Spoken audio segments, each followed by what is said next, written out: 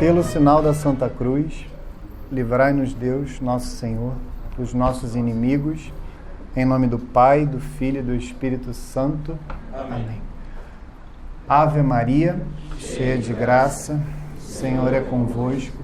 Bendita sois vós entre as mulheres, bendito é o fruto do vosso ventre, Jesus. Santa Maria, Mãe de Deus, rogai por nós, pecadores, agora e na hora de nossa morte. Amém. Glória ao Pai, e ao Filho, e ao Espírito Santo, assim como era no princípio, agora e sempre, e por todos os séculos dos séculos. Amém. Nossa Senhora Auxiliadora, rogai por nós. São João Bosco, rogai por nós. São Jerônimo, rogai por nós. Santa Teresa de Ávila, rogai por nós. Em nome do Pai, e do Filho, e do Espírito Santo. Amém. Boa noite a todos. Hoje teremos a quarta aula deste curso sobre a crise na Santa Igreja. E o objeto da aula de hoje é a crise de evangelização que observamos na Santa Igreja Católica hoje. Aviso desde já que é uma aula indigesta, poderia dizer. Para mim foi bem indigesto preparar essa aula, eu sou obrigado a confessar, e será uma experiência difícil, mas muito importante. Eu confesso que amadureci bastante na preparação dessa aula. Não é um tema que deve ser tratado com leviandade e não deve ser fácil.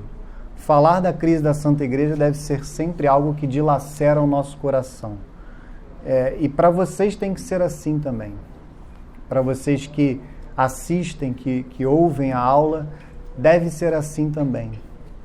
E eu diria que é a aula mais difícil que eu vou dar na minha vida. Não sei se darei outra tão difícil quanto essa. Depois de 9 anos como catequista e continuo a sê-lo, não me deparei com nenhuma aula tão desafiadora quanto essa. Mas comecemos.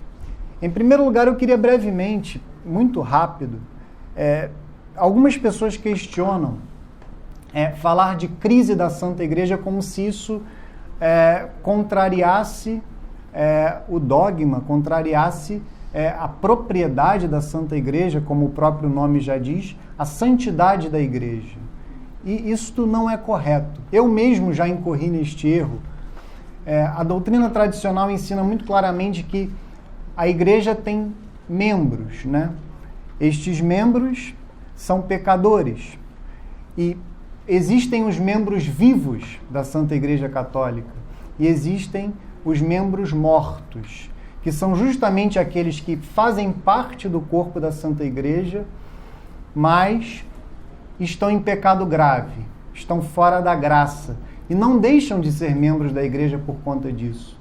Então, falar de crise da Igreja não tem nenhuma imprecisão neste termo, porque, de fato, a Igreja é santa, mas nós, seus membros, somos pecadores.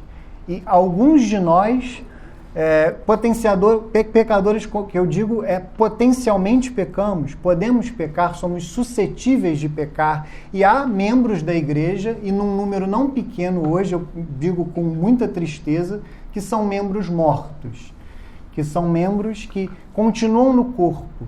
Não são membros mortos porque pecam gravemente e na sequência se confessarão, se arrependerão. Não. São membros mortos que permanecem, não se arrependem, não se confessam, não se arrependem dos seus erros graves, gravíssimos. Então, não é um equívoco se falar em crise da Santa Igreja. Isto não contraria em nada a nossa fé na santidade da Igreja.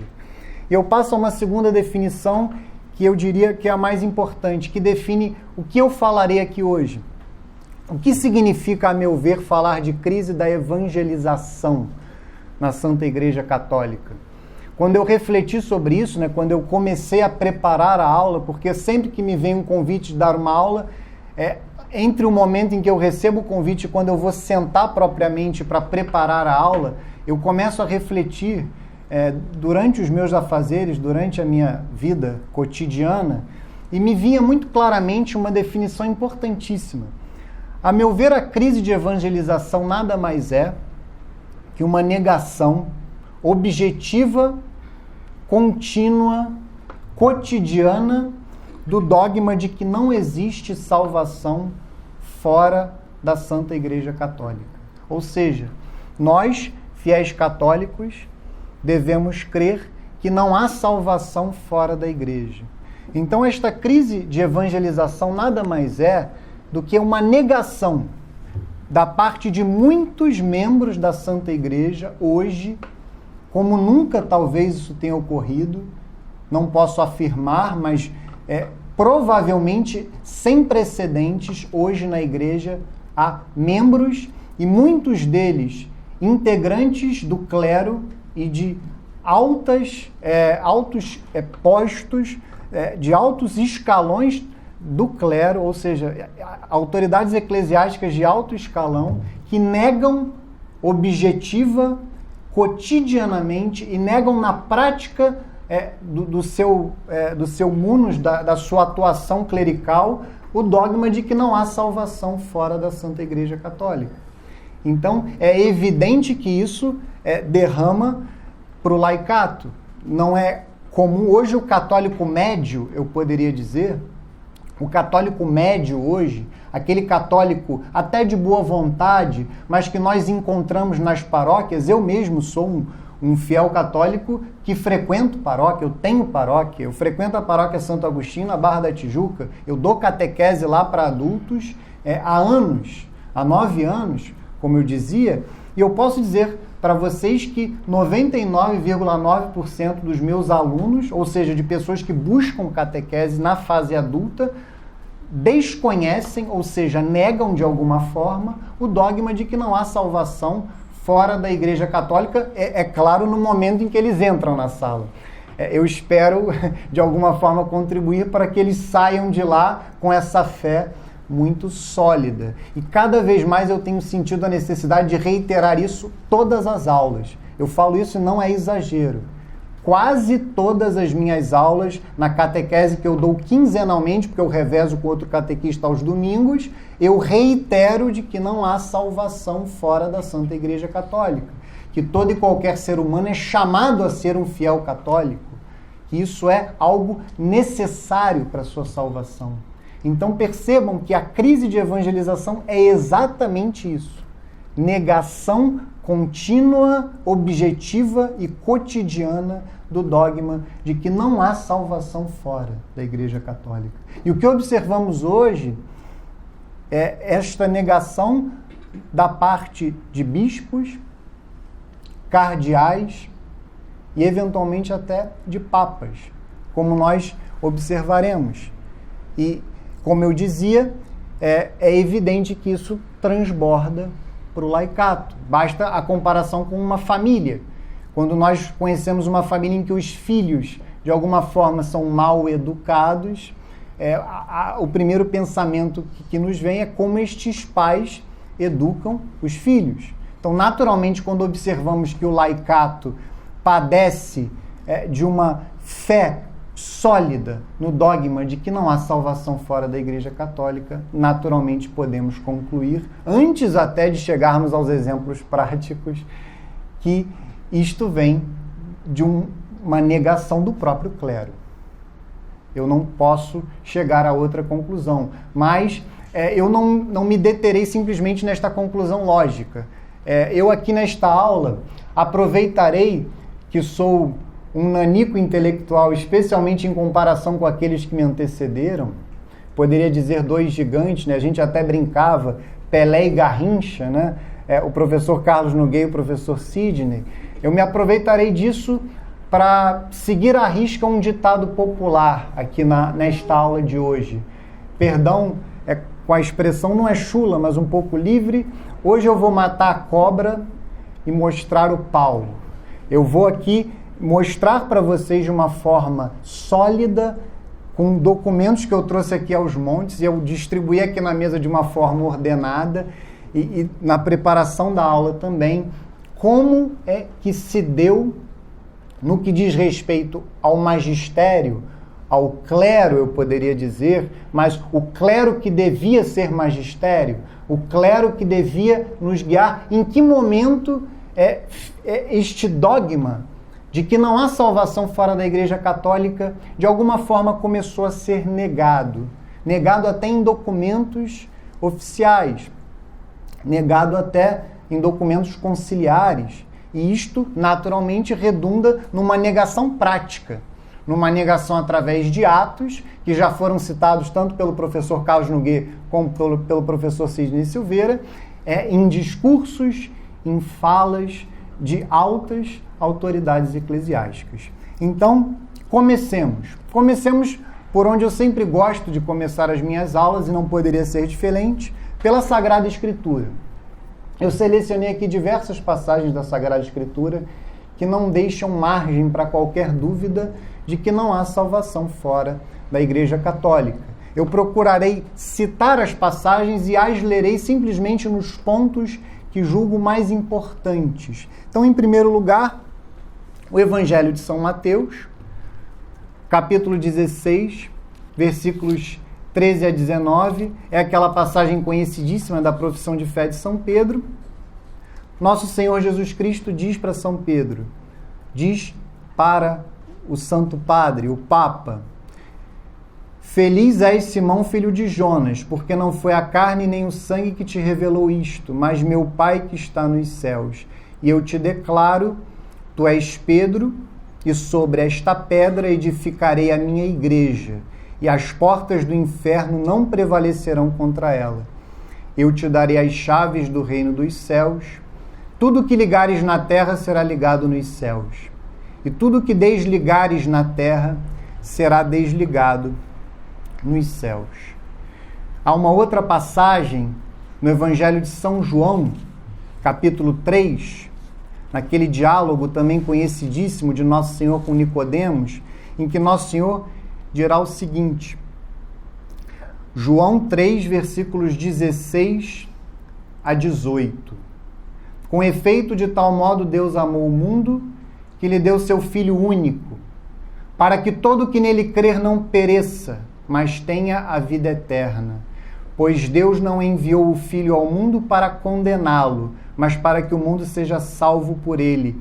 Quem nele crê não é condenado, mas quem não crê já está condenado, porque não crê no nome do Filho único de Deus. Posteriormente, no próprio Evangelho de São João, Nosso Senhor dirá para São Tomé, mais uma passagem conhecidíssima, muito inclusive lida em missas de sétimo dia: Eu sou o caminho, a verdade e a vida. Ninguém vem ao Pai senão por mim. João 14, eu poderia colocar versículos de 1 a 6. Posteriormente, a passagem que de alguma forma é uma das minhas prediletas da Escritura inteira, até colocaria ao lado da principal, da minha passagem predileta, que é o prólogo do Evangelho de São João, que, a meu ver, é a fonte da catequese da igreja. É a conclusão do Evangelho de São Mateus. Mateus 28, versículos 16 a 20. Eu lerei a partir do versículo 18. Toda a autoridade me foi dada no céu e na terra. E depois, e ensinai a todas as nações. Batizai-as em nome do Pai, do Filho e do Espírito Santo. Ensinai-as a observar tudo o que vos prescrevi. Eis que estou convosco todos os dias até o fim do mundo. E para concluir, conclusão do Evangelho de São Marcos, o mesmo momento, mas narrado por São Marcos, Marcos 16, versículos 15 a 16. Ide por todo o mundo e pregai o Evangelho a toda criatura. Quem crer e for batizado será salvo, mas quem não crer será condenado. Eu fiz questão de selecionar estas passagens, e é interessante que eu não sei se alguém aqui foi à missa, à Santa Missa de hoje, se puderem providencialmente, na Santa Missa, na liturgia da palavra da Santa Missa de hoje, há uma passagem da carta de São Paulo aos Romanos que cai como uma luva justamente nesta aula. Se houver tempo hábil para tanto, eu a lerei na conclusão da aula, mas a passagem se encaixa perfeitamente na aula. Mas eu fiz questão de selecionar todas essas passagens, porque aqui me parece claro, quando nós lemos estas passagens em conjunto, e é evidente que quem interpreta a Sagrada Escritura é a Santa Igreja, mas nós, fiéis, nós que temos fé católica, percebemos claramente que não há salvação fora da Igreja. Por estas passagens, um equívoco que poderíamos cometer, que muitos cometem hoje, inclusive dentro da Igreja, que não há salvação fora da fé em nosso Senhor Jesus Cristo. Eu sou o caminho, a verdade e a vida, ninguém vai ao Pai se não for por mim. Mas eu fiz questão de botar a passagem do Evangelho de São Mateus, as duas passagens do Evangelho de São Mateus, porque fica muito claro que nosso Senhor, ele dá a sua autoridade aos apóstolos, ele dá a sua autoridade ao clero para ensinar, para evangelizar, para pregar, e ele dá o poder das chaves, como está. E se nós pensarmos e nós cremos que a igreja é o corpo místico de nosso Senhor Jesus Cristo e que, de fato, não há como crer em nosso Senhor Jesus Cristo se nós não cremos na Santa Igreja Católica, não há como, de fato, amar nosso Senhor Jesus Cristo se nós não amamos a Santa Igreja Católica. Se nós amamos a cabeça, nós devemos amar o corpo. Então não há salvação fora da Igreja Católica. Não há salvação fora da fé católica. Não há. Isto é muito claro, isto é muito evidente. E aqui nós percebemos, de fato, o que é evangelizar.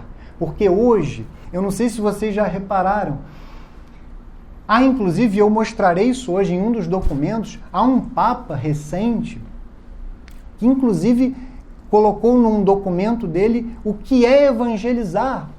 E ele, nesta resposta ao questionamento que ele próprio fez, ele começa a falar da evangelização como se fosse uma realidade muito complexa, uma realidade de difícil explicação. E eu refletia sobre isso e, meu Deus do céu, eu não penso dessa forma. Ou melhor, creio que a igreja não pensa dessa forma. A fé da igreja não ensina desta forma. Se há uma coisa fácil de definir, me parece que é a evangelização. O que é evangelização? O que é evangelizar? Evangelização vem da palavra evangelho, né? Do grego boa nova. Então, evangelização é o anúncio da boa nova. Que quem é, ou o que é a boa nova, ou melhor, quem é a boa nova? A boa nova é a pessoa de nosso Senhor Jesus Cristo. A boa nova é nosso Senhor Jesus Cristo em pessoa. A boa nova é a fé católica. Então, evangelizar é levar alguém à fé católica, é converter alguém à fé católica, é muito simples. E hoje nós temos uma dificuldade de dizer isso enorme, como se fosse algo de outro mundo. E eu peço até licença e perdão para vocês, porque além de me socorrer de alguns livros, muitos livros hoje, eu também terei que perder ou ganhar um bom tempo aqui a falar o óbvio. Falar algo que talvez todos aqui, ou quase todos, tenham uma convicção profunda em tudo que eu falarei. Mas penso que é fundamental falar o óbvio hoje, em muitos assuntos. E eu me deterei muito no óbvio. Então, evangelizar é levar alguém à fé católica, é converter alguém à fé católica. Isto precisa ficar muito claro. E aí nós passamos da Sagrada Escritura para a doutrina da Santa Igreja. Como todo dogma de fé, este dogma, a Igreja sempre creu no dogma de que não há salvação fora dela própria. Não há salvação fora da Santa Igreja Católica. E deixa até eu começar a falar o óbvio para concluir o óbvio deste dogma. Quando eu digo que não há salvação fora da Igreja Católica, isto precisa significar que todos aqueles que não são católicos estão num caminho de perdição. Todos aqueles que não são católicos estão no caminho do inferno. Para falar de forma muito clara, E esta fé, o que ela me leva? Vocês conseguem perceber a relação deste dogma de fé com a crise da evangelização? Porque se eu nego este dogma, se eu não creio que não há salvação fora da igreja, eu não evangelizarei. Porque eu não verei aqueles que não são católicos como pessoas que são chamadas ao céu, à vida eterna com Deus, que são chamados à fé católica a caminho do inferno. E eu não agirei com caridade, com a suprema caridade para com essas pessoas, que é justamente a evangelização. Não há caridade maior do que a evangelização. Pensem no principal ato de caridade para com o próximo que possa existir. Caridade para com o próximo, evidente. Não há um ato maior de caridade do que levar alguém à fé católica. Todos os demais atos de amor deveriam estar ordenados a isso. Então, se eu faço um ato de caridade material, o que precisa estar no meu coração é a salvação da alma daquela pessoa. Levá-la à fé católica e, consequentemente, possibilitar que ela chegue ao céu, à vida eterna. Então, se eu não creio que não há salvação fora da igreja, naturalmente eu não evangelizo. Naturalmente eu não olho para um irmão meu que não é católico e não me entristeço com isso. Eu não me escandalizo até com isso. Eu não fico compungido no meu coração, ou seja, não sou tomado de compaixão para com alguém que não professa a fé católica. E aí eu retomo até uma brincadeira que eu fiz num dos cursos que eu dei aqui no Centro Dom Bosco, que ainda está em andamento, da catequese dos rudes, que eu fiz uma brincadeira na primeira aula daquele curso, e eu até amplio o que eu falei aquele dia, porque como eu falava da obra de Santo Agostinho, né? Santo Agostinho fala da catequese dos pagãos, da catequese dos rudes, ou seja, da catequese daqueles que carecem dos rudimentos da fé. E naquele dia eu me utilizei de uma palavra, não diria chula, semi-chula, podemos dizer, mas simplesmente como um recurso para provocar algo naquelas pessoas com quem eu falava, e eu farei isso de novo. Só que naquele dia eu falei, qual é a atitude interior de cada um de nós quando nós conhecemos uma pessoa pagã? Uma pessoa que não é cristã. E aí é que veio a palavra semi-chula. E aí eu pergunto para vocês e até para mim mesmo, qual é a atitude interior, não exterior? O exterior já é um segundo passo, que depende da abertura do coração do outro, depende das circunstâncias, isso é evidente. Mas qual é a atitude interior de vocês quando vocês conhecem na rua, em qualquer ambiente, uma pessoa que não é católica? Aqui está a diferença, porque naquela ocasião eu falei de uma pessoa pagã. Agora eu falarei de uma pessoa que não é católica. Então aqui estão incluídos os protestantes, os anglicanos, os ortodoxos e todos os pagãos de toda espécie, para usar uma expressão que os santos padres usavam antigamente. Pagãos de todo tipo. Qual é a atitude interior de vocês? Quando vocês dizem, o meu nome é X, eventualmente surge o assunto, a própria pessoa pode perguntar qual é a sua religião, você diz, eu sou católico, e aquela pessoa diz, eu não sou. Qual é a atitude interior de vocês? E eu falava naquela aula e falo agora que a nossa atitude interior deve ser, que merda! Que merda! Eu estou diante de uma pessoa que está a caminho do inferno, que está num caminho de perdição. Mas entendam, esse que merda não é um que merda que objetiva tripudiar do outro, que objetiva pisar, muito pelo contrário. O que merda é o escândalo de alguém, no ano de 2019, não crer que Deus se fez homem, viveu entre nós, sofreu, deu a sua vida, ressuscitou ao terceiro dia para salvar aquela pessoa. Todos e cada um de nós. Aquela pessoa. E como é que eu não posso me escandalizar com isso? Como é que eu posso lidar normalmente com isso? Com o fato de uma pessoa negligenciar nosso Senhor Jesus Cristo e a sua Santa Igreja, a cabeça e o corpo. Então, naturalmente, este que merda me leva a evangelizar. Ele me leva a buscar levar aquela pessoa, a depender da abertura do seu coração, das circunstâncias evidentes, a levar esta pessoa à fé católica. E quando nós observamos boa parte do laicato e boa parte do clero lidar com pessoas que não são católicas, como se elas estivessem bem e tudo estivesse normal, promover encontros em que se coloca a fé católica ao lado de erros, de falsas religiões. Vocês já pararam para refletir o que é uma falsa religião? Porque não há religiões. Só há falsas religiões, mas não há religiões. O que há é religião.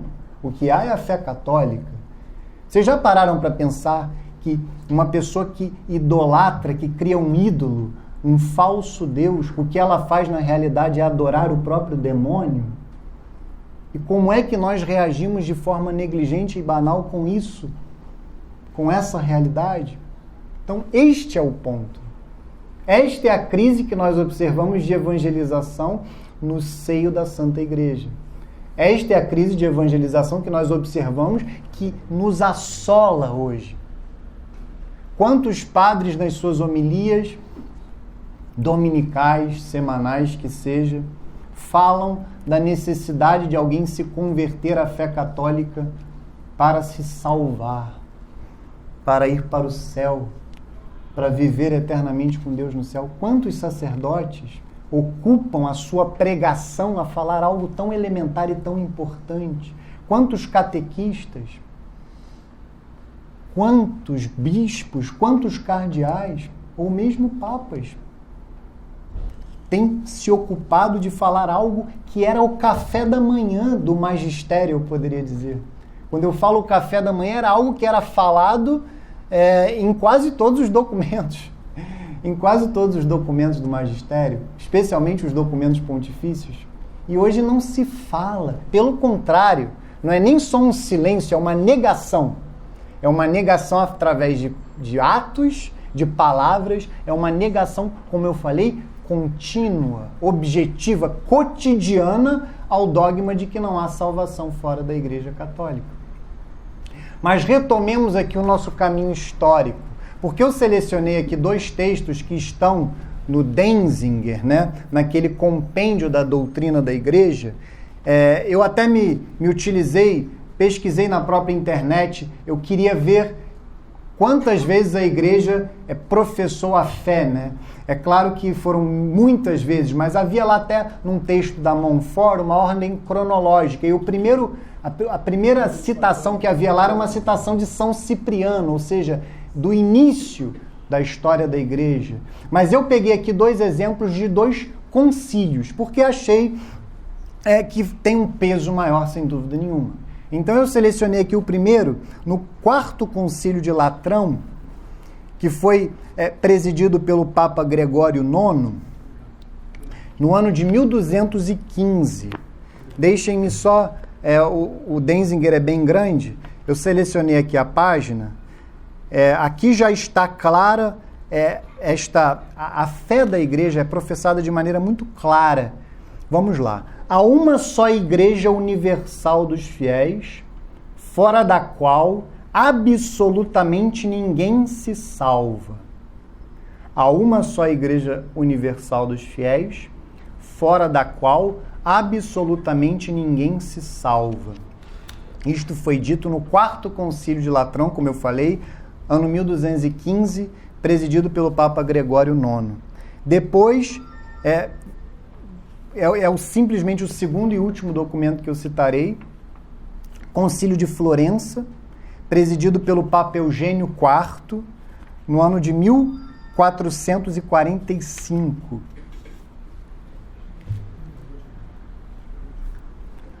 A Igreja crê firmemente, confessa e anuncia que nenhum dos que estão fora da Igreja Católica, não só os pagãos, mas também os judeus ou hereges e cismáticos, poderá chegar à vida eterna, mas irão para o fogo eterno, preparado para o diabo e para os seus anjos, se antes da morte não tiverem sido a ela reunidos.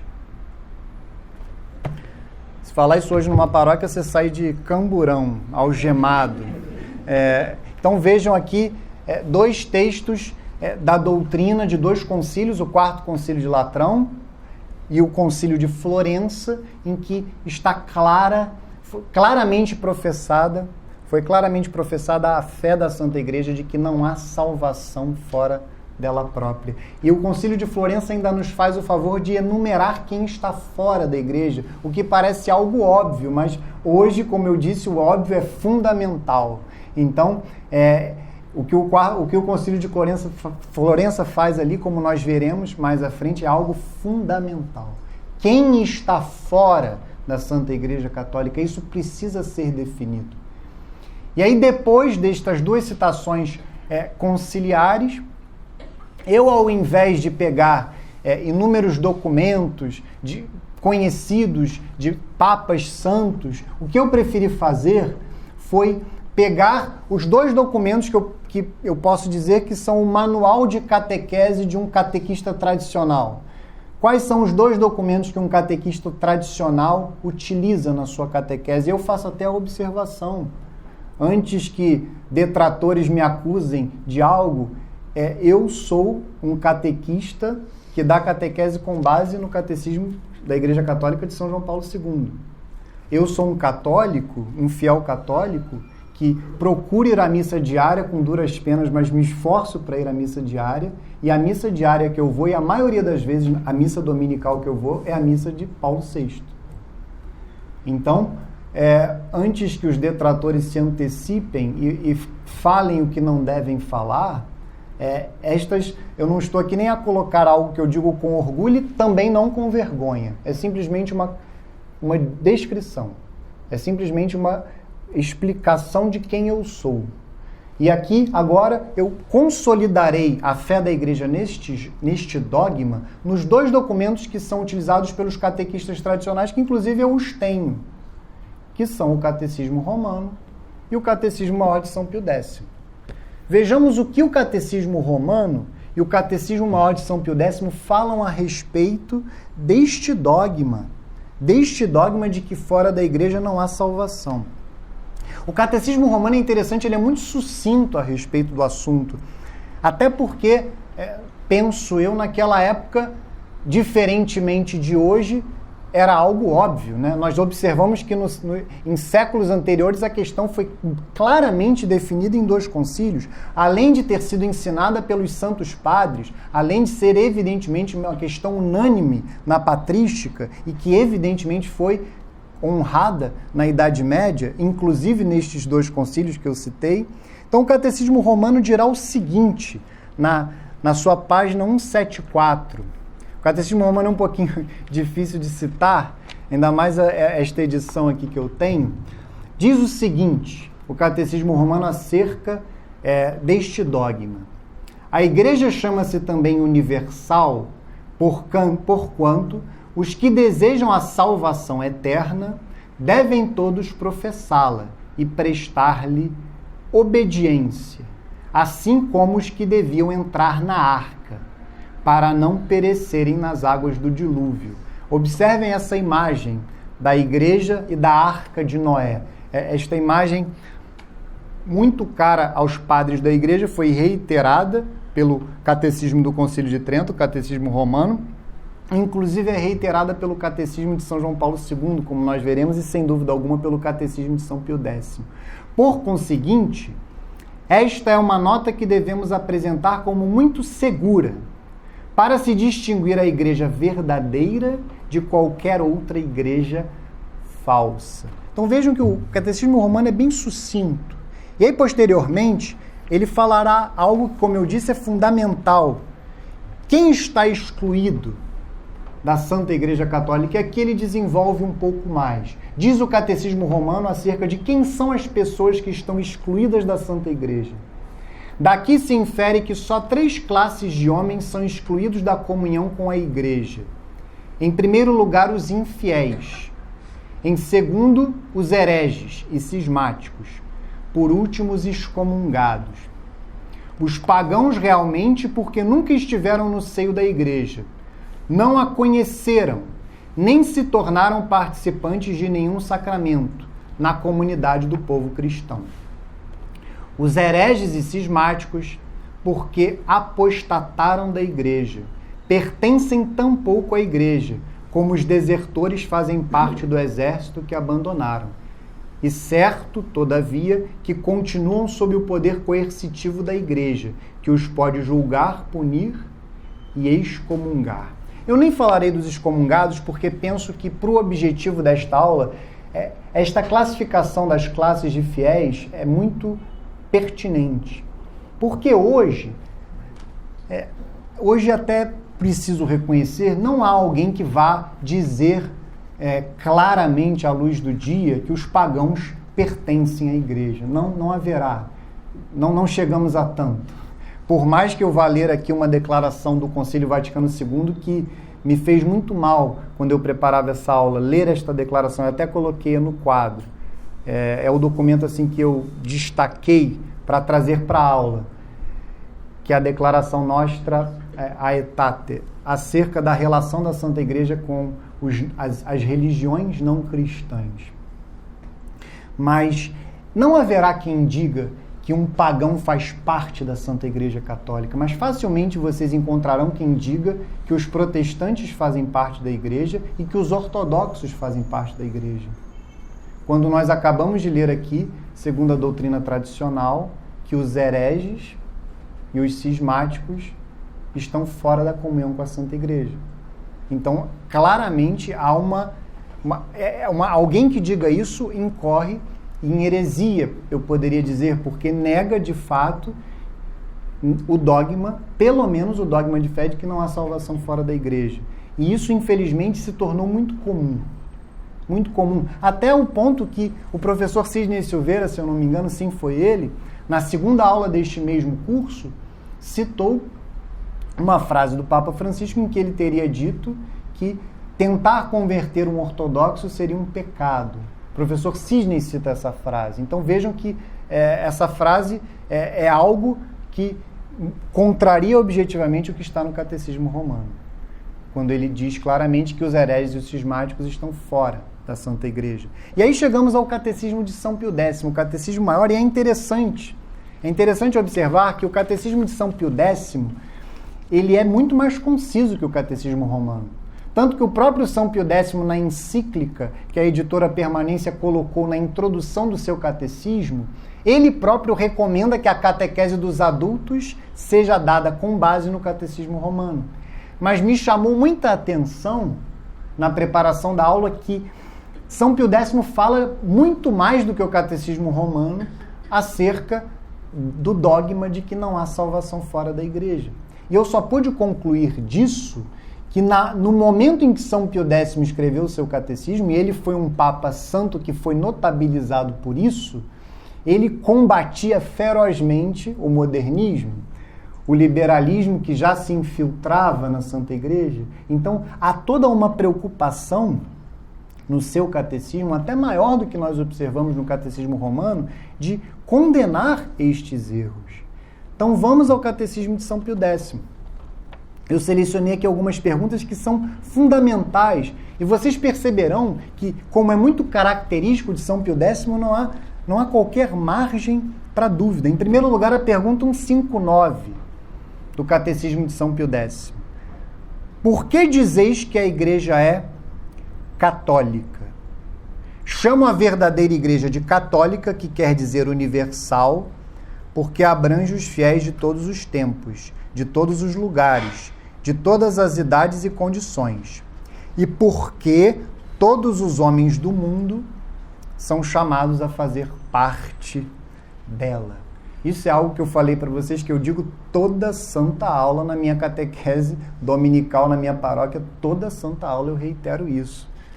Reitero isso porque hoje é um óbvio que tem que ser dito dos telhados, aos berros, até perdermos a voz.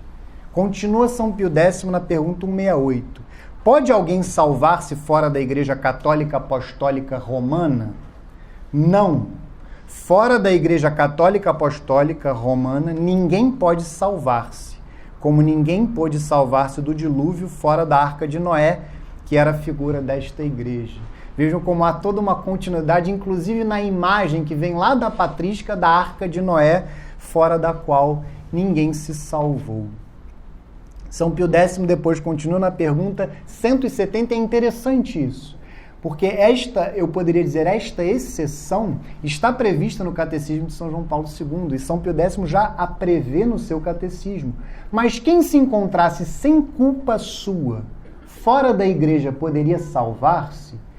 Quem encontrando-se sem culpa sua, quer dizer, em boa fé, fora da igreja, tivesse recebido o batismo, ou tivesse desejo, ao menos implícito, de o receber, e além disso procurasse sinceramente a verdade e cumprisse a vontade de Deus o melhor que pudesse, ainda que separado do corpo da igreja, estaria unido à alma dela e, portanto, no caminho da salvação. Vejam que interessante. A exceção que está prevista no Catecismo de São João Paulo II, ela já estava prevista no Catecismo de São Pio X.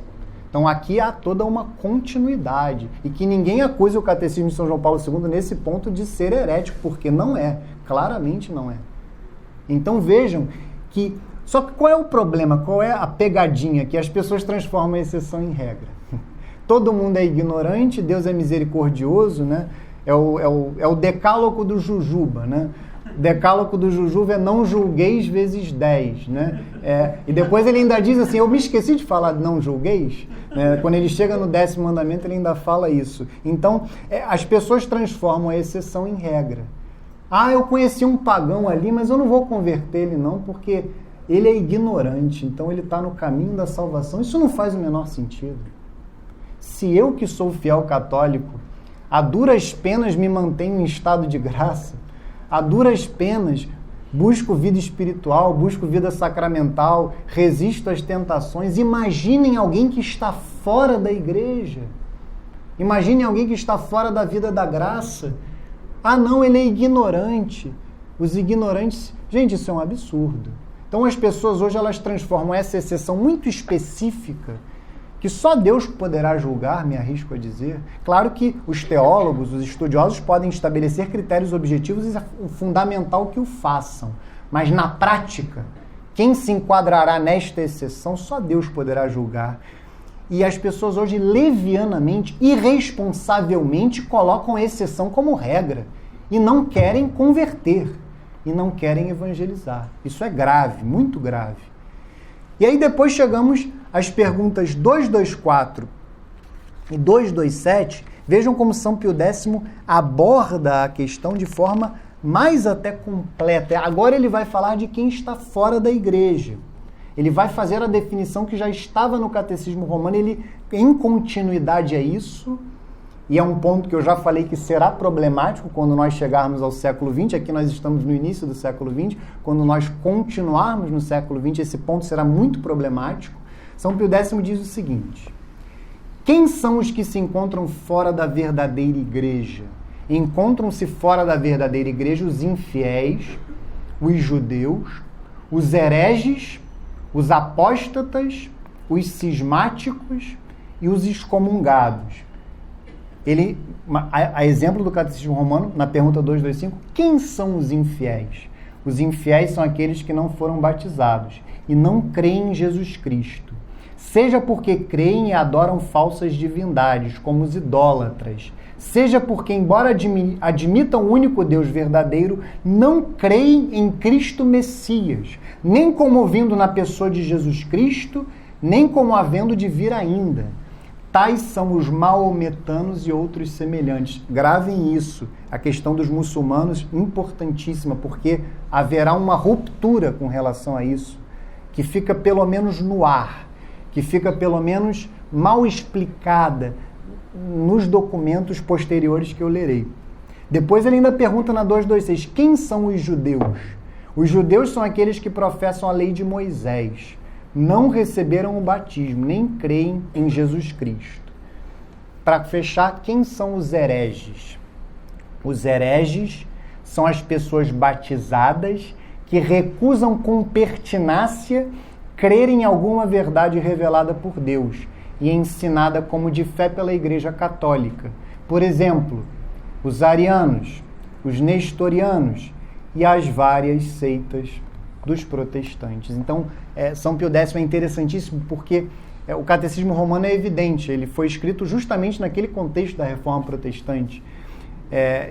Haverá outros momentos em que, e o próprio Concílio de Trento em inúmeras ocasiões vai condená-la, mas o Catecismo de São Pio X é mais específico quando ele fala dos hereges, ele coloca lá todas as seitas dos protestantes. E depois as próximas duas perguntas falam justamente dos apóstatas e dos cismáticos. Quem são os apóstatas? Os apóstatas são aqueles que abjuram, isto é, renegam com ato externo a fé católica que antes professavam. E por fim, quem são os cismáticos? Os cismáticos são os cristãos que, não negando explicitamente dogma algum, se separam voluntariamente da Igreja de Jesus Cristo ou dos legítimos pastores. Então percebam que aqui o Catecismo de São Pio X ele alcança quase todos. Falta apenas um grupo que ele ainda não alcançou, mas fiquem tranquilos que tem uma pergunta aqui que eu selecionei que alcançará.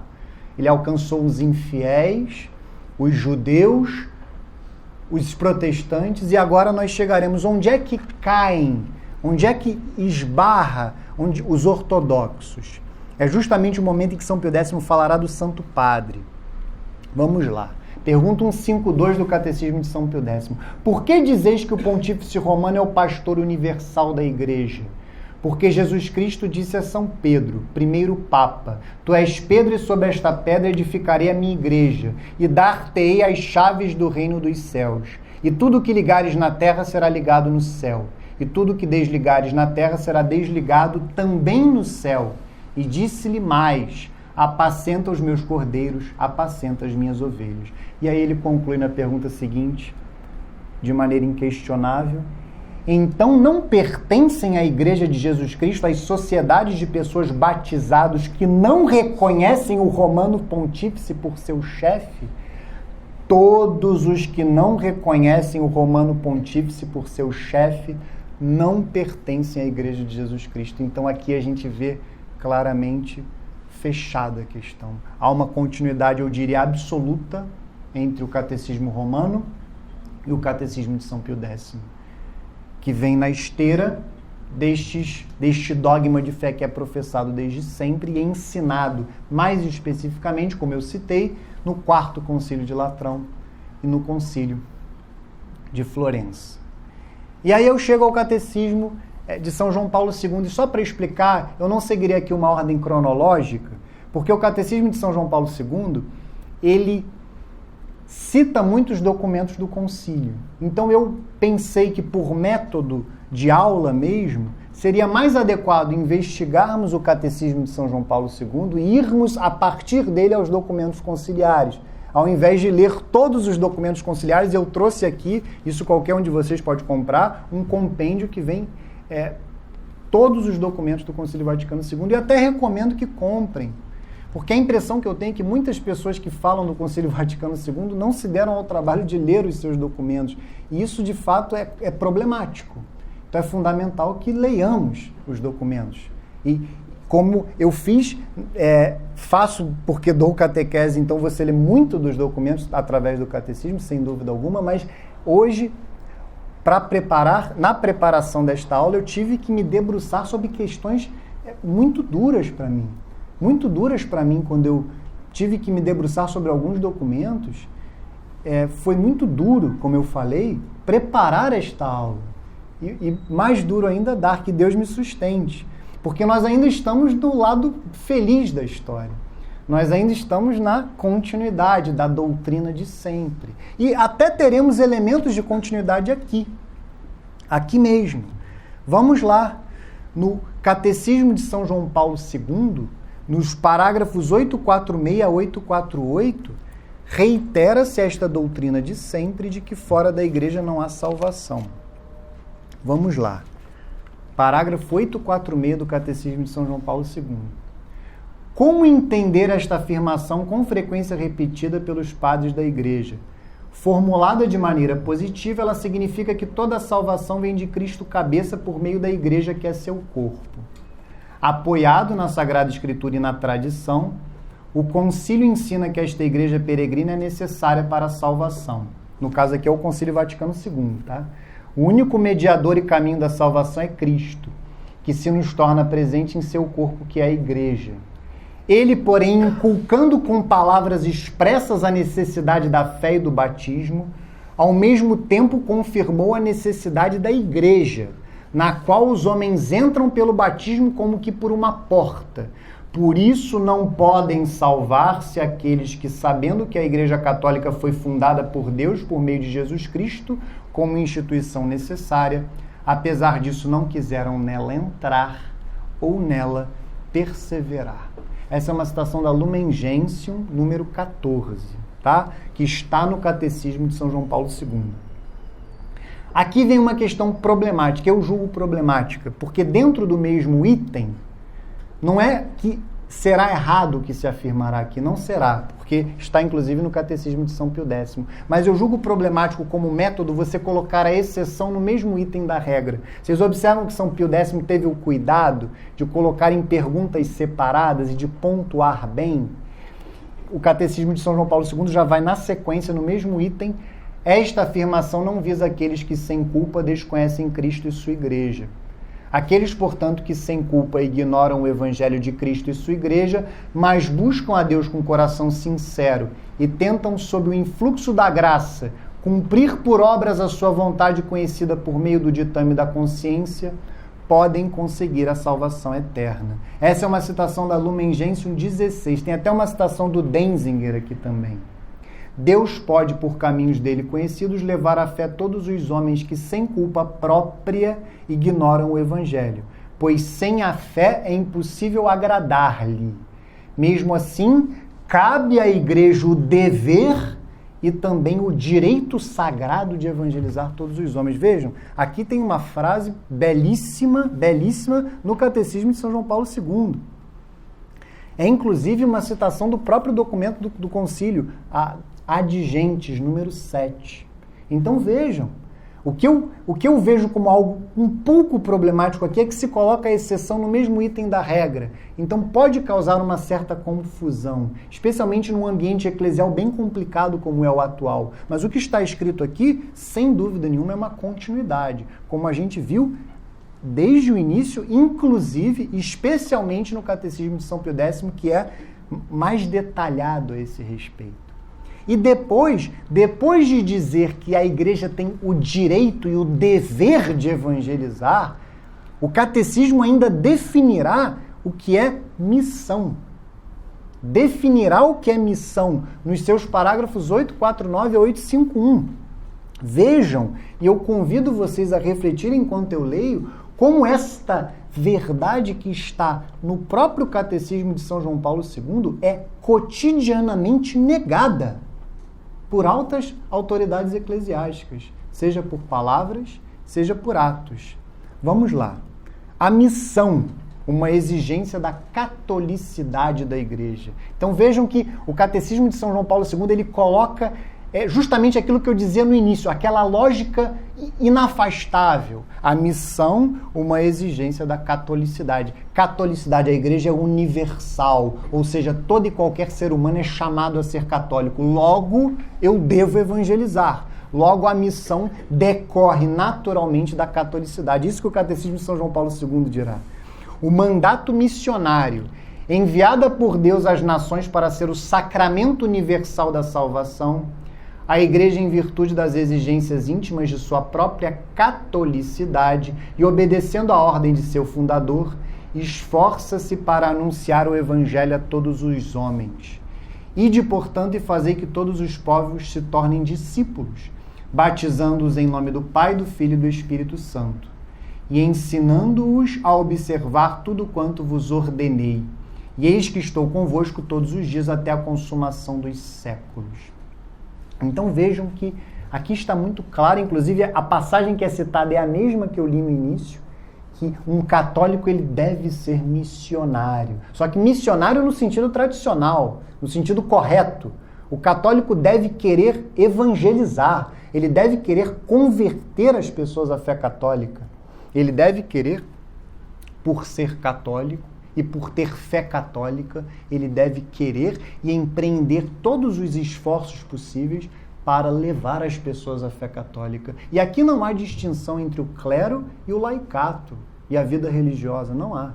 Todo e qualquer fiel católico é chamado a ser missionário no ambiente. Seja, um leigo deve ser missionário no âmbito da sua família, em primeiro lugar. Ele deve levar a fé católica os seus filhos, em primeiro lugar. E nos ambientes todos que ele frequenta, não somente o clero.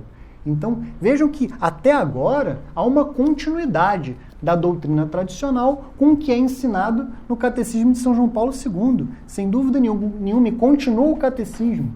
A origem e o escopo da missão.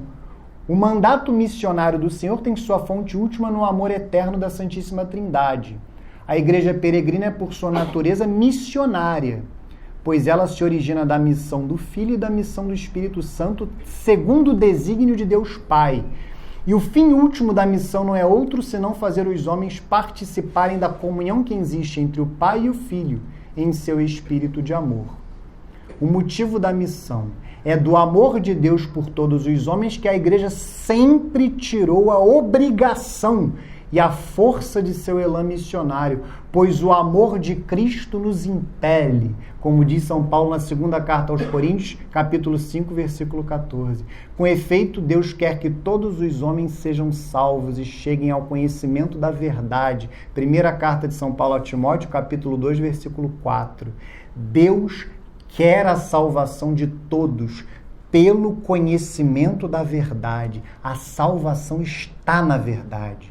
Os que obedecem à moção do Espírito de verdade já estão no caminho da salvação. Mas a Igreja, a quem esta verdade foi confiada, deve ir ao encontro de seu anseio, levando-lhes a mesma verdade. Ela tem de ser missionária porque crê no projeto universal de salvação. Então vejam, continuidade clara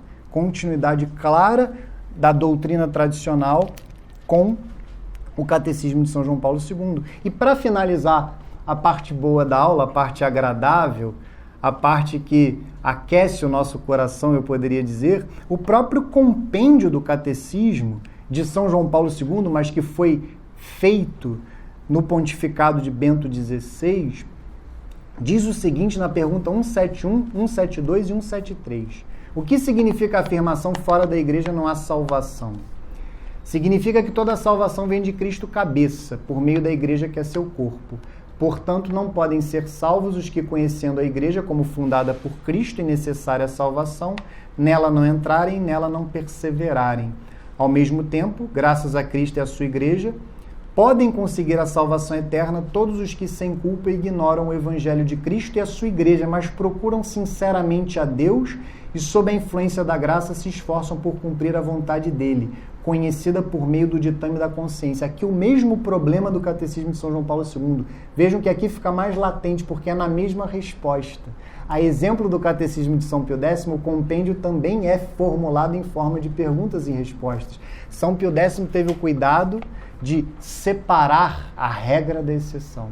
No compêndio não acontece isso. Da mesma forma que no catecismo se coloca na sequência. Isso gera confusão especialmente pelo ambiente hoje que nós vivemos, por aquilo que nós escutamos cotidianamente. É passível de confusão. E aí, mais uma vez, o mandato missionário também é reiterado no compêndio.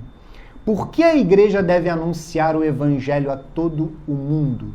Porque Cristo ordenou, e depois, fazer discípulos entre todas as nações, e batizais em nome do Pai, do Filho e do Espírito Santo. Essa ordem missionária do Senhor tem a sua fonte no amor eterno de Deus, que enviou o seu Filho e o seu Espírito, porque quer que todos os homens sejam salvos e cheguem ao conhecimento da verdade. De que modo a Igreja é missionária? Guiada pelo Espírito Santo, a Igreja continua no decurso da história a missão do próprio Cristo. Os cristãos, portanto, devem anunciar a todos a boa nova trazida por Cristo, seguindo seu caminho, dispostos também ao sacrifício de si até o martírio. Veja que o compêndio ainda fala do martírio, dar a vida para evangelizar. Então aqui se encerra a continuidade. Aqui se encerra a parte leve, eu poderia dizer, a parte que nos refrigera da aula.